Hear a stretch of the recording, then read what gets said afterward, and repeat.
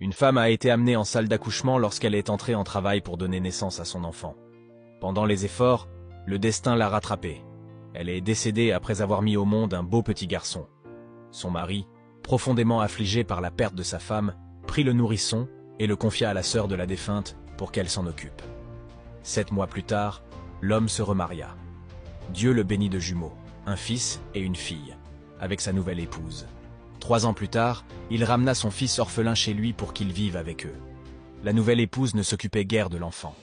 Toute son attention était tournée vers ses propres enfants. Elle était dure avec le petit, le grondait sans pitié et ne lui montrait aucune compassion. Plusieurs fois, elle lui servait de la nourriture séparément, lui interdisant de s'approcher des autres enfants. Un jour, elle organisa une réception et invita ses amis à manger chez elle. L'enfant arriva, regarda la table couverte de plats variés et de friandises. Il tendit la main pour se servir. La femme le réprimanda violemment, lui donna une assiette de riz et lui ordonna d'aller s'asseoir sur la véranda. Il devait manger seul là-bas et ne pas revenir avant le départ des invités. L'enfant, qui n'avait pas plus de 4 ans, resta seul sur la véranda, exposé au froid sévère. Il craignait d'être frappé s'il revenait à l'intérieur, alors il s'allongea et finit par s'endormir. Quand les invités partirent, la femme prit ses enfants pour aller dormir. Le mari rentra du travail le soir. Elle lui dit « Je t'ai préparé à manger ». Il répondit « J'ai mangé au travail ». Puis il s'enquit de leur fils orphelin. Elle répondit « Il dort dans sa chambre », oubliant qu'elle l'avait laissé dehors, seul dans le grand froid. Cette nuit-là, il fit un rêve. Son ancienne épouse, décédée, lui disait « Prends soin de notre fils ». Il se réveilla troublé et demanda à sa femme si l'enfant allait bien. Elle le rassura en répétant qu'il dormait dans sa chambre, puis il se rendormit. Le même rêve le réveilla une deuxième fois.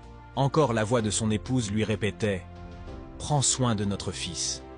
Il demanda de nouveau à sa femme, qui répondit avec irritation et s'en tint à sa version. L'enfant dormait. La troisième fois, dans son rêve, la défunte lui dit « C'est bon, notre fils est actuellement avec moi ». Terrifié, il se leva et alla chercher l'enfant dans sa chambre. Il n'était pas là.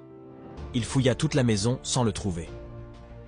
Lorsqu'il ouvrit la porte de la véranda, il trouva son fils blotti, serrant ses genoux pour se réchauffer. Le visage bleu de froid, le petit ne répondait plus. L'homme secoua l'enfant, mais il était déjà parti. Dans sa main se trouvait l'assiette de riz à moitié mangée. Il prit l'enfant dans ses bras et se mit à crier et pleurer à fendre l'âme. Les voisins, alertés par ses cris, accoururent.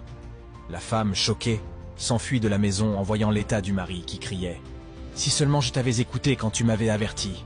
C'est de ma faute.